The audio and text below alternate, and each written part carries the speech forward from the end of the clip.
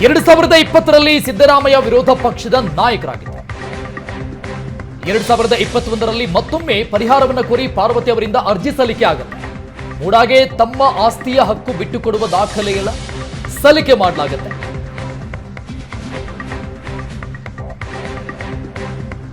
ನಂತರ 14 ಸೈಟ್ಗಳನ್ನ ಪರಿಹಾರ ರೂಪದಲ್ಲಿ ಮೂಡಾ ನೀಡಿದೆ.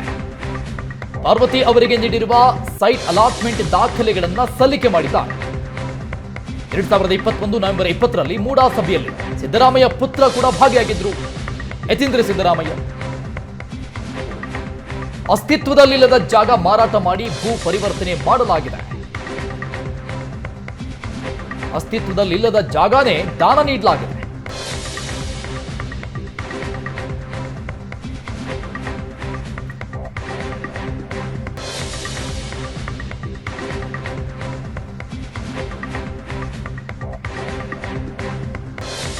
ಪರಿಹಾರ ರೂಪದ 14 ಸೈಟ್ಗಳು ಸಿಎಂ ಪತ್ನಿಯ ವಶದಲ್ಲಿದ್ದಾವೆ. ಟಿಜೆ ಅಬ್ರಹಾಂ ಪರ ವಕೀಲ ರಂಗನಾಥ್ ರೆಡ್ಡಿ ಅವರ ವಾದವನ್ನು ಗಮನಿಸ್ತಾ ಇದ್ದೀವಿ ನಾವು.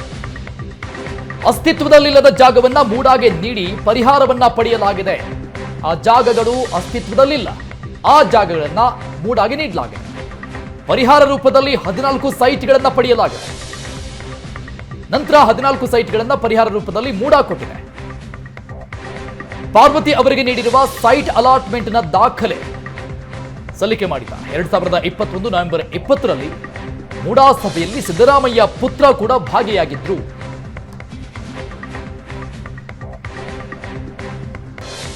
ಈ ಜಾಗ ಅಸ್ತಿತ್ವದಲ್ಲಿಲ್ಲ, ಮಾರಾಟ ಮಾಡಲಾಗಿದೆ, ಭೂ ಪರಿವರ್ತನೆ ಮಾಡಲಾಗಿದೆ.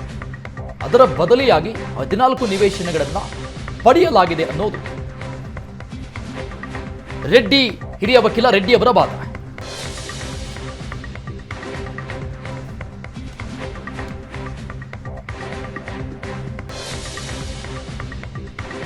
ಟಿಜೆ ಅಬ್ರಹಾಂ ಪರ ವಕೀಲ ರಂಗನಾಥ್ ರೆಡ್ಡಿ ವಾದ ಇದು. ಅಸ್ತಿತ್ವದಲ್ಲಿಲ್ಲದ ಜಾಗವನ್ನ ಮೂಡಾಗೆ ನೀಡಿ ಪರಿಹಾರವನ್ನ ಪಡೆಯಲಾಗಿದೆ. ಅದಾದ್ಮೇಲೆ 14 ಸೈಟ್ಗಳನ್ನ ಪರಿಹಾರ ರೂಪದಲ್ಲಿ ಮೂಡಾ ನೀಡಿದೆ. ಪಾರ್ವತಿ ಅವರಿಗೆ ನೀಡಿರುವ ಸೈಟ್ ಅಲಾಟ್ಮೆಂಟ್ ದಾಖಲೆಗಳನ್ನ ಸಲ್ಲಿಕೆ ಮಾಡಿದ್ದಾರೆ ಹಿರಿಯ ವಕೀಲ ರಂಗನಾಥ್ ರೆಡ್ಡಿ. 2021ರಲ್ಲಿ ಆದಂತಹ ಸಭೆ ಏನಿದೆ, ಮೂಡಾದ ಸಭೆ, ಅದರಲ್ಲಿ ಸಿದ್ದರಾಮಯ್ಯನವರ ಪುತ್ರ ಯತೀಂದ್ರ ಸಿದ್ದರಾಮಯ್ಯ ಕೂಡ ಭಾಗಿಯಾಗಿದ್ರು. ಅಸ್ತಿತ್ವದಲ್ಲಿಲ್ಲದಂತಹ ಜಾಗವನ್ನ ಮಾರಾಟ ಮಾಡಲಾಗಿದೆ, ಭೂ ಪರಿವರ್ತನೆ ಮಾಡಲಾಗಿದೆ ಅಂತ ವಾದ ಮಂಡಿಸುತ್ತಿದ್ದಾರೆ. ಒಂದಿಷ್ಟು ಸಾಕ್ಷಿಗಳ ಸಮೇತವಾಗಿ ದೂರುದಾರ ಪರ ವಕೀಲ ರಂಗನಾಥ್ ರೆಡ್ಡಿ ಅವರ ವಾದ ಇದು.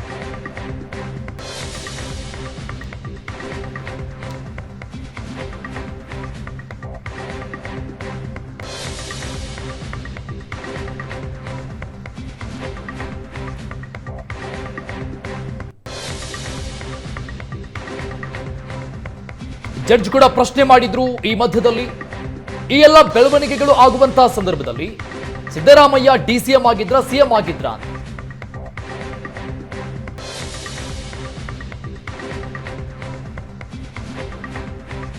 ಎರಡ್ 2020ರಲ್ಲಿ ವಿರೋಧ ಪಕ್ಷದ ನಾಯಕರಾಗಿದ್ರು. 2021ರಲ್ಲಿ ಮತ್ತೊಮ್ಮೆ ಪರಿಹಾರಕ್ಕಾಗಿ ಅರ್ಜಿ ಸಲ್ಲಿಕೆ ಆಗುತ್ತೆ ಸಿದ್ದರಾಮಯ್ಯನವರ ಪತ್ನಿ ಪಾರ್ವತಿ ಸಿದ್ದರಾಮಯ್ಯ ಅವರಿಂದ.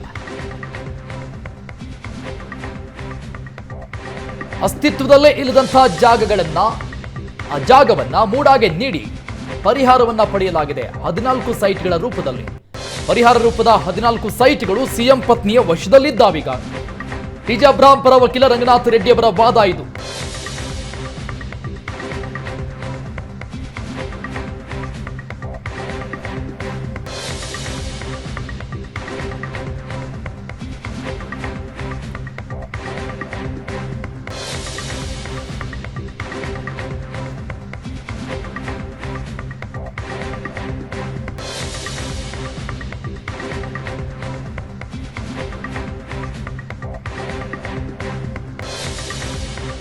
ಎರಡು 2021ರಲ್ಲಿ ಪರಿಹಾರಕ್ಕಾಗಿ ಮತ್ತೆ ಅರ್ಜಿ ಸಲ್ಲಿಕೆ ಆಗುತ್ತೆ ಪಾರ್ವತಿ ಅವರಿಂದ.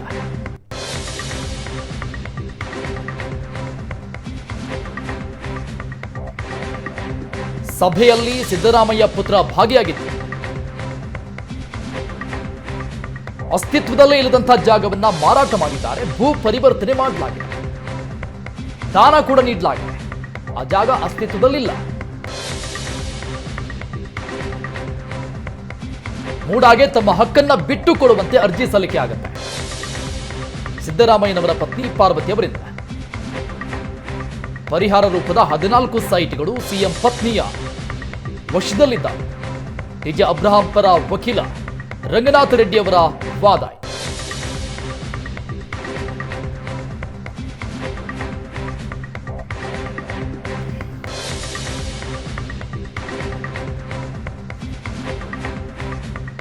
ಒಂದಿಷ್ಟು ಮಾಹಿತಿಗಳನ್ನ, ಪ್ರಮುಖವಾದಂತಹ ಮಾಹಿತಿಗಳನ್ನ ಕೋರ್ಟ್ ಮುಂದಿಡ್ತಿದ್ದಾರೆ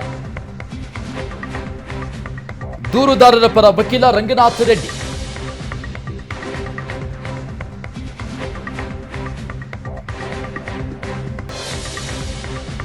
ಈ 14 ಸೈಟ್ಗಳ ಹಿಸ್ಟರಿಯನ್ನ, ಒಂದಿಷ್ಟು ಮಾಹಿತಿಗಳನ್ನು ನೀಡುತ್ತಿದ್ದಾರೆ ಕೋರ್ಟ್ ಮುಂದೆ.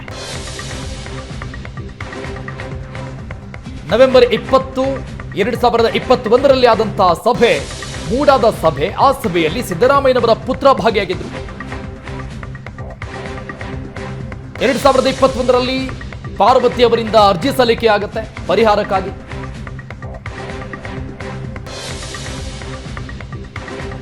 ಅದಾದ್ಮೇಲೆ 14 ಸೈಟ್ಗಳನ್ನ ಪರಿಹಾರ ರೂಪದಲ್ಲಿ ಪಡೆದುಕೊಂಡ. ಅಸ್ತಿತ್ವದಲ್ಲಿ ಇಲ್ಲದಂತಹ ಜಾಗ ಮಾರಾಟ ಮಾಡಿ ಭೂ ಪರಿವರ್ತನೆ ಮಾಡಲಾಗಿದೆ. ಅಸ್ತಿತ್ವದಲ್ಲಿ ಇಲ್ಲದಂತಹ ಜಾಗವನ್ನ ದಾನ ಕೂಡ ನೀಡಲಾಗಿದೆ.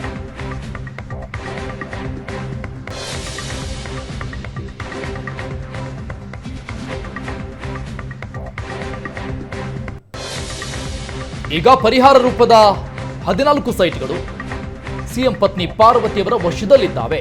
ಟಿಜೆ ಅಬ್ರಹಾಂ ಪರ ವಕೀಲ ರಂಗನಾಥ ರೆಡ್ಡಿ ಅವರ ವಾದ ಇದೆ.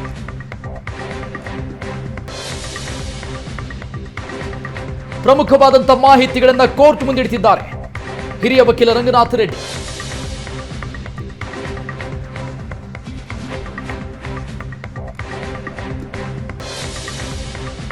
ಸಿಎಂ ಪರವಾಗಿ ಅಭಿಷೇಕ್ ಮನು ಸಿಂಘ್ವಿ, ರವಿವರ್ಮ ಕುಮಾರ್ ಪ್ರಬಲವಾದಂತಹ ವಾದ ಮಂಡಿಸಿದ್ರು ಗುರುವಾರ.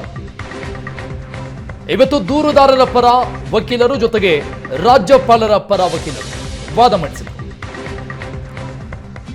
ರಾಜ್ಯಪಾಲರ ಪರವಾಗಿ ಸಾಲಿಸಿಟರ್ ಜನರಲ್ ತುಷಾರ್ ಮೆಹ್ತಾ ವಾದ ಮಂಡಿಸಿದ್ರು. ಇದೇ ಪ್ರಕರಣದ ಪ್ರಮುಖ ದೂರುದಾರ ಸ್ನೇಹಮಯಿ ಕೃಷ್ಣ ಪರವಾಗಿ ಮಣಿಂದರ್ ಸಿಂಗ್ ವಾದ. ಮತ್ತೊಬ್ಬ ದೂರುದಾರ ಪ್ರದೀಪ್ ಇವರ ಪರವಾಗಿ ಪ್ರಭುಲಿಂಗ ನಾವದಗಿ ಪ್ರತಿವಾದ ಮಂಡಿಸಿದ್ರು. ಈಗ ಮತ್ತೊಬ್ಬ ದೂರುದಾರ ಟಿಜೆ ಅಬ್ರಹಾಂ ಪರ ವಕೀಲ ರಂಗನಾಥ ರೆಡ್ಡಿ ಅವರ ವಾದ ಗಮನಿಸ್ತಾ ಇದ್ವಿ ನಾವು.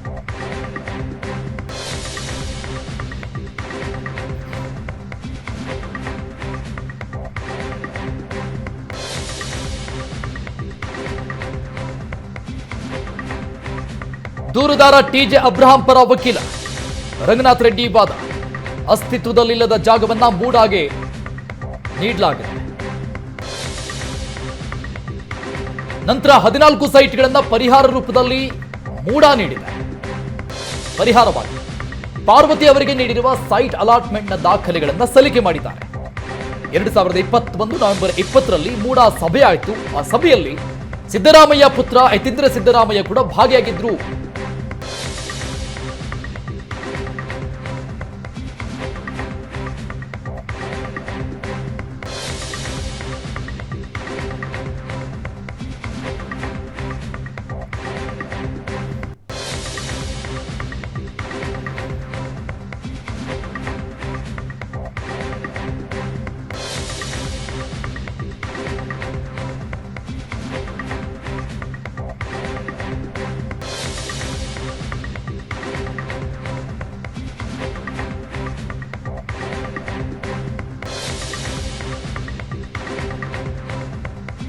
ಈ ಜಾಗವನ್ನ ಖರೀದಿ ಮಾಡಿರೋದಕ್ಕೆ ದಾಖಲೆಗಳು ಕಾನೂನು ಪ್ರಕಾರವಾಗಿದೆ ಅಂತ ಜಡ್ಜ್ ಹೇಳಿದ್ರು ಈ ಮಧ್ಯದಲ್ಲಿ. ಆದ್ರೆ ಜಾಗನೇ ಎಲ್ಲಿದೆ? ಅಸ್ತಿತ್ವದಲ್ಲಿಲ್ಲದಂತಹ ಜಾಗವನ್ನ ಮಾರಾಟ ಮಾಡಿದ್ದಾರೆ, ದಾನ ಕೊಟ್ಟಿದ್ದಾರೆ ಅಂತ ರಂಗನಾಥ ರೆಡ್ಡಿ ವಾದ ಮಾಡಿದರು. ಅವರ ವಾದ ಮುಂದುವರಿತಾ ಇದೆ. ರಂಗನಾಥ ರೆಡ್ಡಿ ಅವರ ವಾದ ಅಸ್ತಿತ್ವದಲ್ಲಿ ಇಲ್ಲದಂತಹ ಜಾಗವನ್ನ ಮೂಡಾಗೆ ನೀಡಿ ಪರಿಹಾರವನ್ನ ಪಡೆಯಲಾಗಿದೆ. ಆ ಜಾಗದ ಬದಲಿಗೆ ಪರಿಹಾರದ ರೂಪದಲ್ಲಿ 14 ಸೈಟ್ಗಳನ್ನು ಮೂಡಾದಿಂದ ಪಡೆಯಲಾಗಿದೆ. ಅದು ಈಗ ಸಿಎಂ ಸಿದ್ದರಾಮಯ್ಯ ಅವರ ಪತ್ನಿ ಪಾರ್ವತಿ ಅವರ ವಶದಲ್ಲಿದೆ. ಅಸ್ತಿತ್ವದಲ್ಲಿಲ್ಲದಂತಹ ಜಾಗವನ್ನ ದಾನ ನೀಡಲಾಗಿದೆ.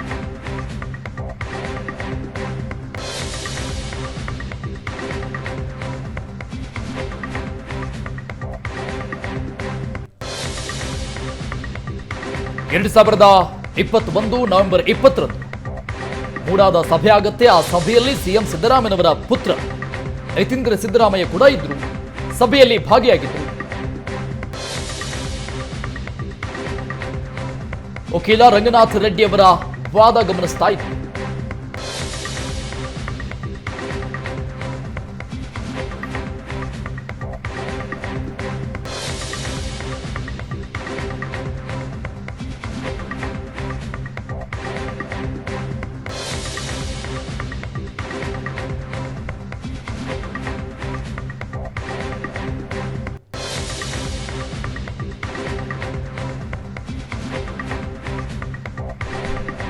ಸಿಎಂ ಪ್ರಾಸಿಕ್ಯೂಷನ್ ವಿಚಾರದ ಅರ್ಜಿ ವಾದ ಪ್ರತಿವಾದಗಳು ನಡೀತಾ ಇದೆ ಕೋರ್ಟ್.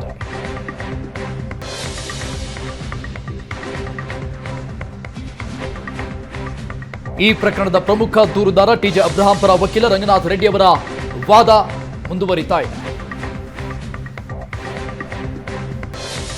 ಈ ಎಲ್ಲ ಬೆಳವಣಿಗೆಗಳು ಆದಂತಹ ಸಂದರ್ಭದಲ್ಲಿ ಸಿದ್ದರಾಮಯ್ಯ ಈ ಸಿಎಂ ಅಥವಾ ಸಿಎಂ ಆಗಿದ್ರ ಅಂತ ಜಡ್ಜ್ ಪ್ರಶ್ನೆ ಮಾಡಿದ್ರು. ಈ ಮಧ್ಯದಲ್ಲಿ ಅದಕ್ಕೆ ಹೌದು ಅಂತ ಹೇಳಿದ್ರು.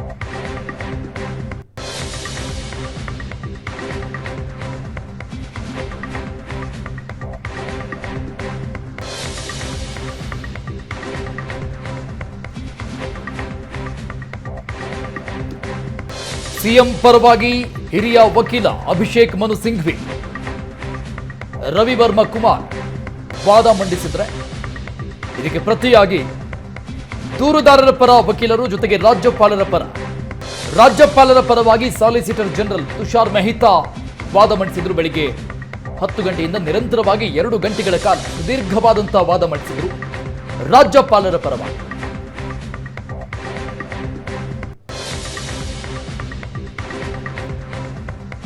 ಇನ್ನು ಈ ಪ್ರಕರಣದಲ್ಲಿ ಪ್ರಮುಖವಾಗಿ 3 ದೂರುಗಳು ಕೇಳಿಬಂದಿವೆ.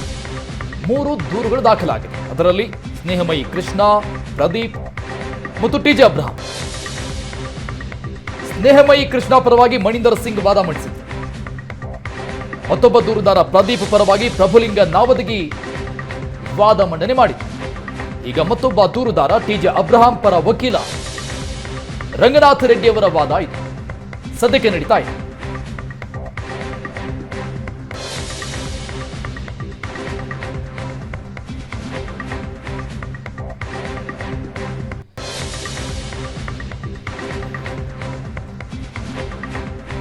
ಒಂದಿಷ್ಟು ಮಾಹಿತಿಗಳನ್ನ ಕೋರ್ಟ್ ಮುಂದಿಡ್ತಾ ಇದ್ದಾರೆ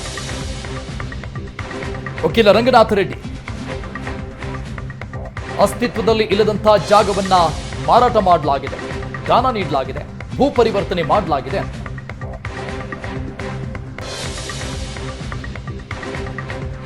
ಅಸ್ತಿತ್ವದಲ್ಲಿ ಇಲ್ಲದಂತಹ ಜಾಗದ ಬದಲಿಗೆ ಅದರ ಪರಿಹಾರಕ್ಕಾಗಿ 14 ಸೈಟ್ಗಳನ್ನು ಪಡೆಯಲಾಗಿದೆ. ಈ 14 ಸೈಟ್ಗಳು ಸಿಎಂ ಪತ್ನಿಯ ವಶದಲ್ಲಿದ್ದಾವೆ ಅಂತ ರಂಗನಾಥ್ ರೆಡ್ಡಿ ವಾದ ಮಾಡ್ತಿದ್ದಾರೆ. ಸುದೀರ್ಘವಾದಂತಹ ವಾದ ಪ್ರತಿವಾದ ಹೈಕೋರ್ಟ್ ಅಲ್ಲಿ ಆಗ್ತಿದೆ.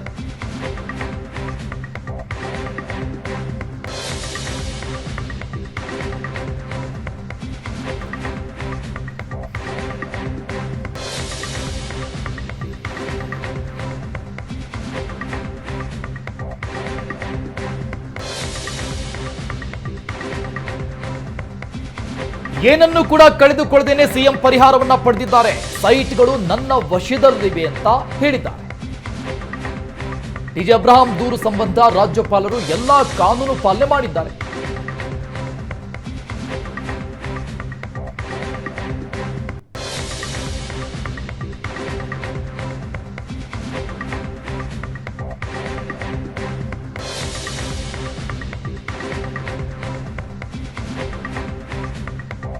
ದೂರುದಾರ ಟಿಜೆ ಅಬ್ರಹಾಂ ಕೊಟ್ಟಂತ ದೂರು, ಅದರ ನಂತರದಲ್ಲಿ ರಾಜ್ಯಪಾಲರು ಅನುಸರಿಸಿರುವಂತಹ ಕಾನೂನು ಕ್ರಮ ಸರಿಯಾಗಿದೆ. ಸಿದ್ದರಾಮಯ್ಯ ವಿರುದ್ಧ 120B ಕ್ರಮಕ್ಕೆ ಅವಕಾಶ ಇದೆ.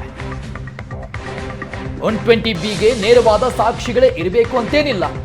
ಈ ಪ್ರಕರಣದಲ್ಲಿ ಸಾಕಷ್ಟು ಕಾನೂನು ಬಾಹಿರ ಕೃತ್ಯಗಳು ನಡೆದಿವೆ.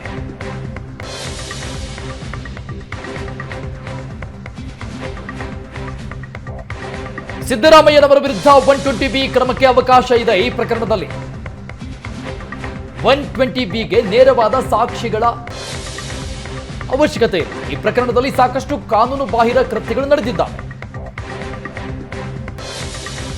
ರಂಗನಾಥ್ ರೆಡ್ಡಿ ಅವರ ವಾದ ಇದೆ.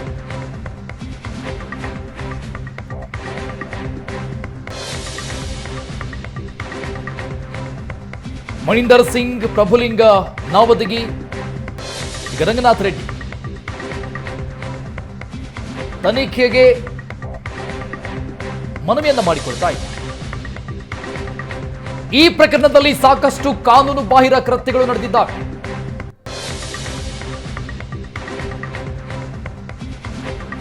ಟಿಜೆ ಅಬ್ರಹಾಂ ಪರ ರಂಗನಾಥ್ ರೆಡ್ಡಿ ವಾದ ಈಗ ಮುಕ್ತಾಯವಾಗಿದೆ. ವಿಚಾರಣೆ ನಡೆಸುವಾಗ ಕೆಳಹಂತದ ಕೋರ್ಟ್ ತೀರ್ಪನ್ನ ಕೊಡುವಂತಿಲ್ಲ.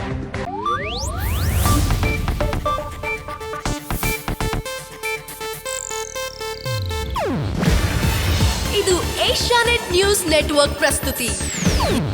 ನೀವು ನೋಡ್ತಿದ್ದೀರಾ ಏಷ್ಯಾನೆಟ್ ಸುವರ್ಣ ನ್ಯೂಸ್.